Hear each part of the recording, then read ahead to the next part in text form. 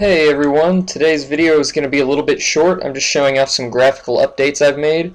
First off, we now have HDR rendering as opposed to just regular LDR rendering. HDR rendering stands for High Dynamic Range Rendering, and basically what it means is instead of just doing the normal LDR rendering where we have 0 to 255 colors for R, G, and B, what we can do is take a high dynamic range image, which is really, really big colors. We can have really bright light sources, so we can have colors that go above 255, much farther above. And then what we'll do is map it back down to LDR using a tone mapping operator. And I know that probably doesn't make sense to any of y'all, but here's what it looks like. So let me bring the sun down. Here it is in HDR. With LDR, let me go back. Here's LDR.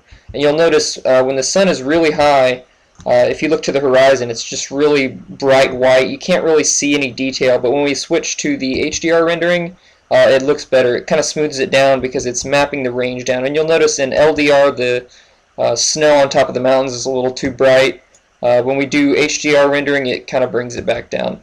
There's a lot of different settings we can try. I can actually change settings now, but you'll be able to probably just change all of these settings in an options menu. But I can do things like increase the brightness of the sun and things like that, and increase the gamma or decrease the gamma. And these will be things that you can change on your own pretty easily, as well as the colors of the atmosphere. You'll be able to change those too. And then another thing you've probably already noticed is the new water shading, the new water colors. It's now shaded based on both the depth of the water and the temperature. So as you can see here, we are kind of in the tropics. Let me see. Well, temperature view, I think I broke it. Well, we are in the tropics. We are near the equator, so we get a lot of really bright blue kind of tropical waters near the shore, especially kind of around these islands.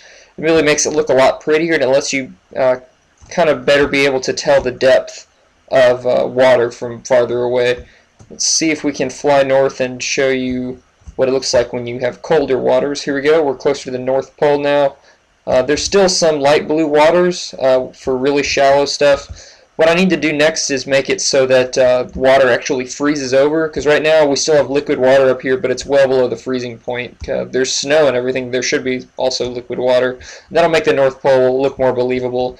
Probably going to reduce the size of the North Pole a little bit. Here's temperature view working.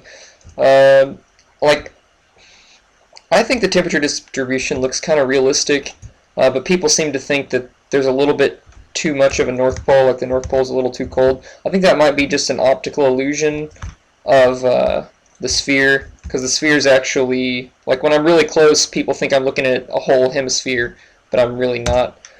But anyways, I'm rambling. So that's about it for this video. I haven't had a whole lot of time to work since I've got exams and stuff coming up. It's near the end of the school semester, so professors are really starting to pile it on. Hopefully coming up soon I'm going to have some new World Editor videos coming up, and save games. I need to work on the file system. Now that I have the full round planet system working, I can finally work on the file system so that you can actually save your worlds. Yep, that's about it. Remember, the release is this December 27th. At least that's when it's planned. Something could go wrong the day of the release, so please bear that in mind. But anyways, take care, everybody.